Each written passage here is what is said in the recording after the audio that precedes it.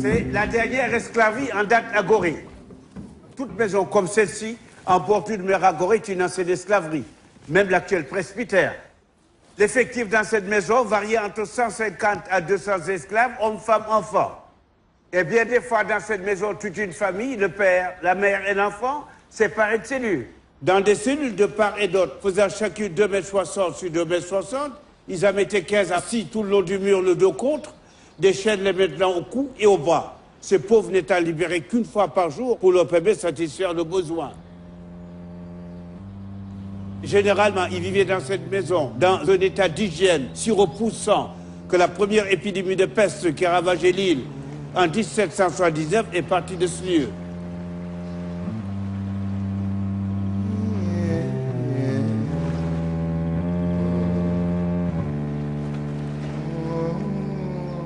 Étrange marché aussi, où la valeur d'un enfant dépendait de sa denture, comme le cheval. La valeur d'un homme, de son poids et de sa musculature. La valeur d'une femme dépendait de ses seins et de sa virginité. Ces esclaves, on les palpait comme du bétail, pour permettre à l'acquéreur aux marchands de discuter sur la valeur musculaire de chacun. Parce que chaque ethnie africaine avait sa cote et sa spécialisation, comme une espèce bovine ou chevaline. Ils partaient de cette île sous des numéros matricules, jamais sous leurs noms africains. Alors, à partir de la porte qui donne sur la mer, que nous appelons la porte du voyage sans retour, pour ces esclaves, c'était adieu l'Afrique. La séparation était totale. Le père sur la Louisiane, aux USA, la mère au Brésil ou Cuba, l'enfant à Haïti ou les Antilles. Et là, vous aurez le type de chaîne que l'esclave avait aux chevilles au moment où il allait aux toilettes. Alors, au milieu de la chaîne, une grosse boule. Une boule que l'esclave était contraint de porter. Et nous avons trouvé enfouie dans cette maison une de ces boules, authentifiée du XVIIIe siècle. Le poids de la boule est de 10,3 kg. Cet anneau d'esclave nous vient de Bordeaux. Nous l'avons reçu il y a quelques années, des maîtres de la maire de Bordeaux, qui en a fait don à la maison d'esclave du XVIIIe siècle et sa fameuse clé. Voilà, madame, monsieur, on parle beaucoup des camps de concentration juifs que nous respectons en tant qu'Africains. Les camps de concentration juifs n'auront pas duré plus de 12 ans. La traite des Noirs aura duré 3 siècles, de 1536 à 1848. Heureusement, aboli par la France, on parle presque jamais de cette traite des Noirs. Eh bien, en tant que conservateur de ce lieu, madame, monsieur, j'en parlerai toute ma vie. Car il faudrait que ce lieu demeure pour les générations futures, afin que l'histoire ne se répète pas. Merci d'être venu.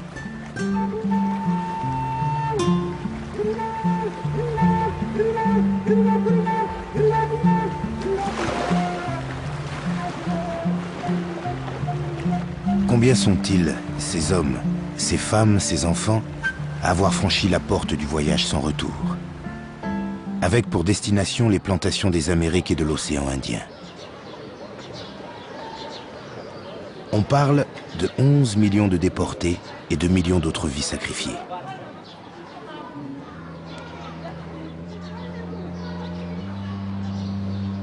Du XVIe au XIXe siècle, les grandes puissances européennes se lancent dans la traite négrière avec l'absolution de l'Église.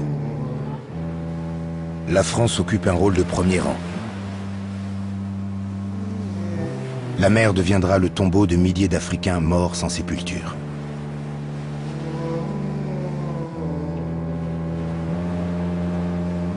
Qui sait que Bordeaux, La Rochelle ou Le Havre étaient le point de départ de ce sinistre commerce?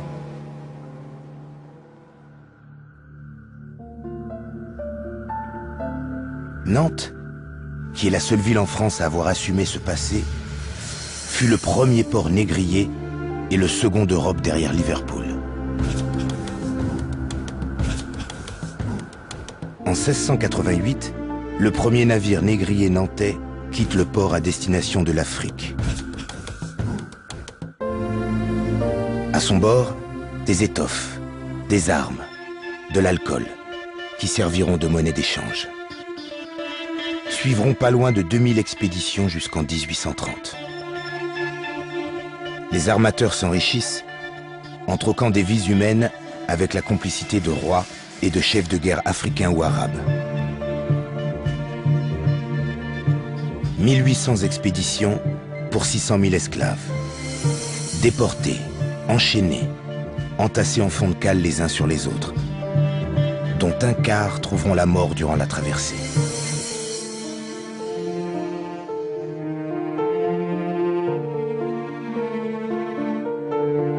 Aujourd'hui, des descendants d'esclaves, citoyens français, s'interrogent et veulent comprendre. Et lorsque je suis arrivée à Paris pour faire mes études supérieures, je suis tombée tout à fait par hasard sur l'histoire de l'esclavage.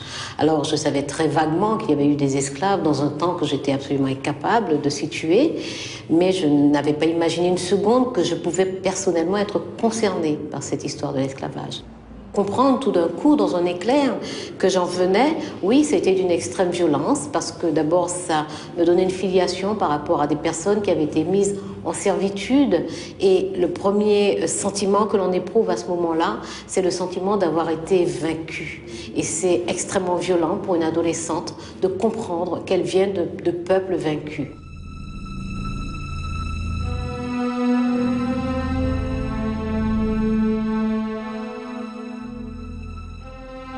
Ça a été d'une telle violence que probablement c'est un des ressorts qui m'est guidé pour faire en sorte que les enfants aujourd'hui, les adolescents ne découvrent pas cette histoire au détour d'un coin de rue, au hasard d'une rencontre. C'est pour ça que je me bats pour qu'elle soit enseignée dans le cadre tout normal des programmes scolaires. Très tôt, quand on organise la traite négrière, on a besoin de travailleurs. On a besoin de travailleurs, de gens qui vont travailler dans les plantations. Et ce qu'on a voulu, c'est des gens qui travaillaient pour rien, pour faire plein de profits. Parce que l'Europe découvre le sucre au XVIIe siècle. Avant, on sucrait avec le miel. Quand l'Europe découvre le sucre, elle ne peut plus se passer de sucre. Toi? Oui? Pourquoi c'était les Noirs? On va dire que les Noirs sont naturellement esclaves et on va inventer l'idée que ces personnes issues de ce continent sont inférieures et on va même dire que de les rendre esclaves va les aider à être civilisés. Comment ils vivaient les esclaves? On les nourrissait très mal, ils n'avaient rien pour s'habiller, ils vivaient dans des cases tous ensemble. Toutes les conditions de vie et de travail étaient très mauvaises. Parce que la question de l'esclavage, c'est de ne pas considérer les gens comme des êtres humains. Et pourquoi les esclaves, ils n'ont pas défendu? Ils se sont défendus tout le temps. Tout le temps. Ils ont résisté aux captures. Sur les bateaux, on résiste. En faisant des mutineries, en refusant de manger. Une manière de résister, c'était aussi de se laisser mourir. Parce que comme ça, je ne serais pas esclave. Louis Delgrès symbolise la résistance. Métis et colonel de l'armée française, il est devenu l'un des héros de la jeunesse antillaise. C'est du haut de ce fort, assiégé par les troupes bonapartistes venues rétablir l'esclavage, qu'il lance le 10 mai 1802 sa proclamation à l'humanité tout entière. La liberté est un principe universel et inaliénable. Delgrès et ses rebelles tiendront 15 jours. Puis, il s'échappera vers les montagnes de la Soufrière, où il se suicidera avec ses hommes.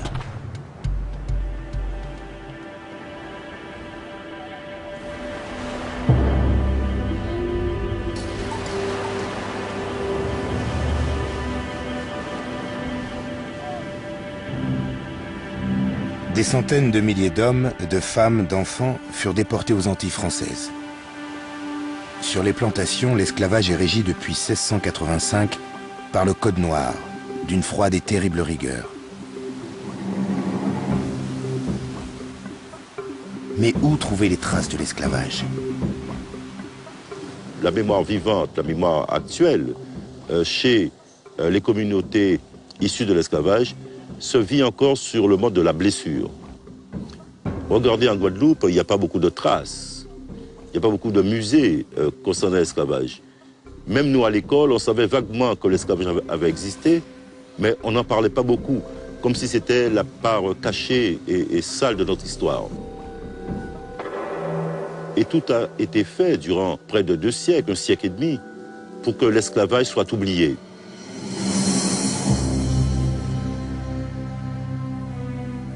Après l'abolition de 1848, les républicains ont eu comme mot d'ordre « oublions le passé ». Et cela signifie que dans l'histoire de France même, il y a eu un voile jeté sur cette histoire. La Martiniquaise la plus célèbre et la plus photographiée est Joséphine de Beauharnais, impératrice des Français. Joséphine a l'œil fixé sur la ligne bleue de l'horizon.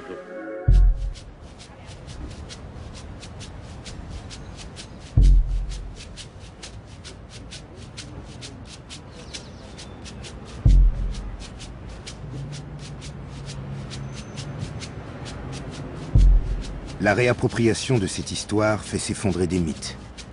Celui de Joséphine de Beauharnais. L'impératrice créole fut l'épouse de Napoléon qui rétablit l'esclavage.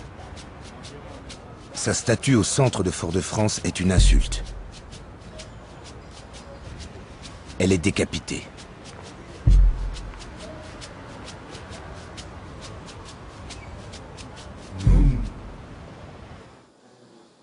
Mais la destruction des mythes ne signifie pas la disparition des mémoires.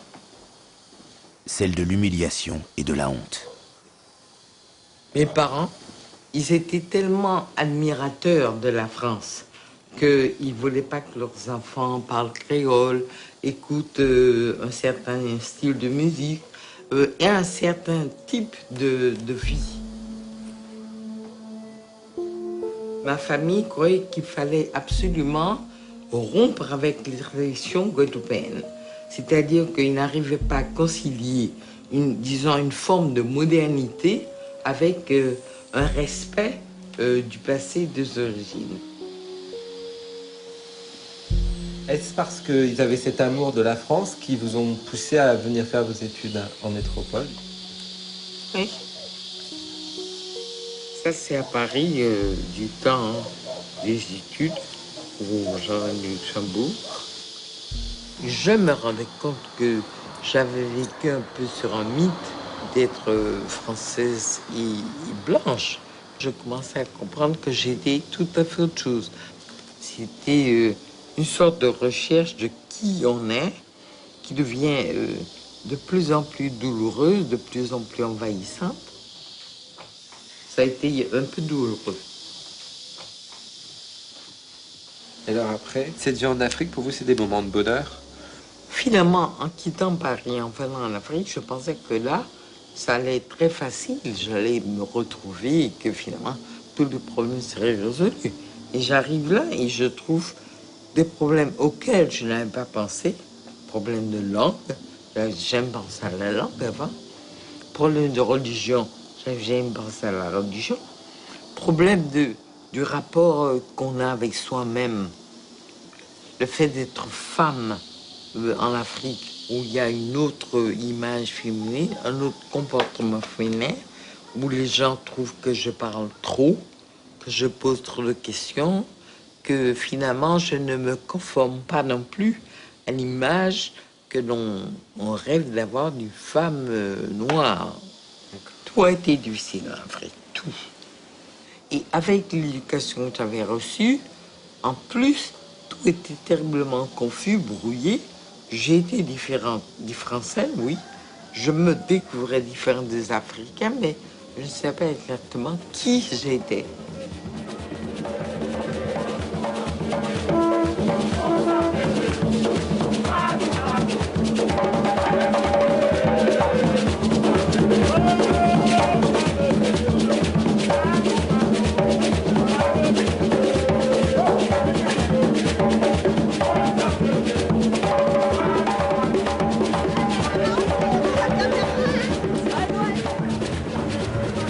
ne pas savoir qui l'on est, avoir une identité que l'on n'a pas choisie, mais surtout être assigné à une couleur fustigée, c'est aussi cela vivre présent cette histoire.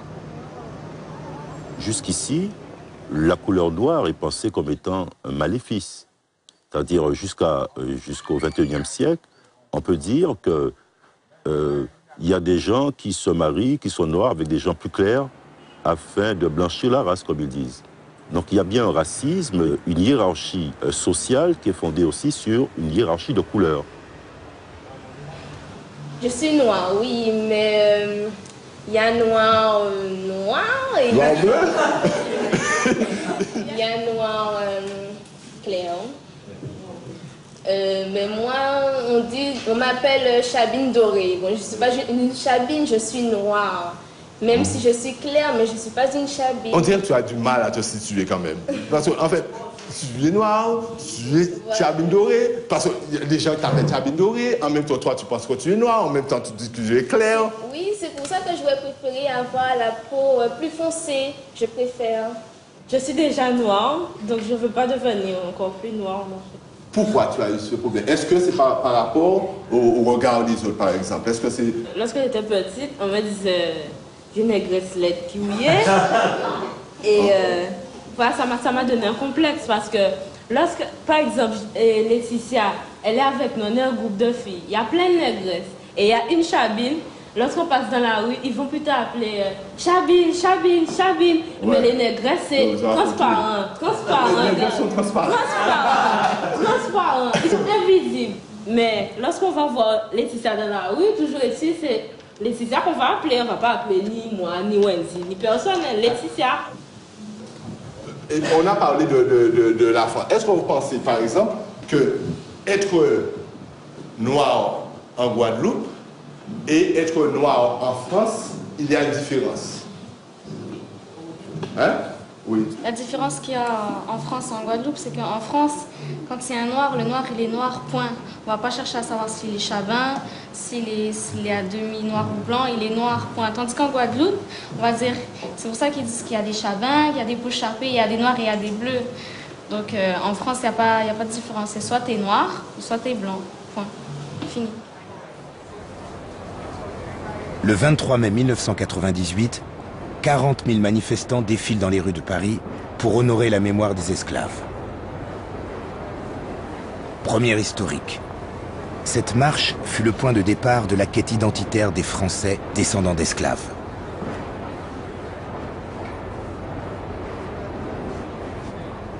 La marche est digne et silencieuse. Dans le cortège, quelques vedettes et puis des milliers d'anonymes. Martiniquais, Guadeloupéens, Guyanais, ils sont là pour dire qu'ils sont tous des enfants d'esclaves. Bien sûr, les 150 ans de l'abolition de l'esclavage ont été commémorés, mais les anniversaires et les célébrations officielles ne remplacent pas un vrai travail de mémoire. Pendant très longtemps, on ne s'est pas souvenu. Et ceci n'est pas juste. Une société, en tout cas un groupe humain, un peuple, une communauté ne peut pas vivre dignement si elle n'honore pas ses morts. Il y avait une telle dignité, elle était silencieuse. On l'avait voulu silencieuse. On l'avait voulu sans chaîne. On l'avait voulu sans parole. On l'avait voulu comme si, on voulait dire à nos parents qu'on les aimait. C'était vraiment une marche où on disait à nos parents de nous pardonner de les avoir oubliés tant de temps. Donc on n'était pas dans une démarche de revendication. Donc on était dans une démarche extrêmement apaisée. Moi, elle m'a apaisé. M'a beaucoup apaisé. On a ouvert une porte, 98, on ne l'a pas exploité médiatiquement, on ne l'a pas exploité politiquement. Madame Taubira a pu s'en saisir pour que l'esclavage soit déclaré crime contre l'humanité.